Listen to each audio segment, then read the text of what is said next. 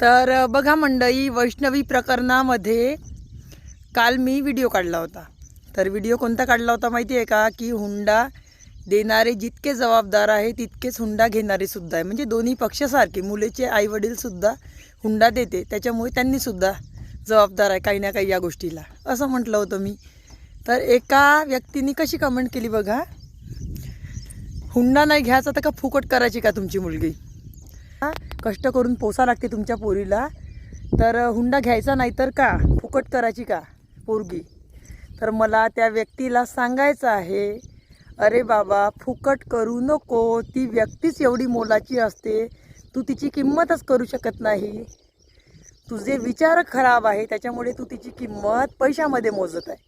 पण ती व्यक्तीच एक अशी आहे की तू जर तिला लग्न करून घरात आणलं तर तुझ्या सुखादुःखात जर तू चांगला राहिला तर सुखादुःखात घेण्याच्या सगळ्या गोष्टीमध्ये ती साथ देईन तुला. आली वेळ तर बाहेर काबाड कष्ट करून सुद्धा तुझा संसार चालवेल ते.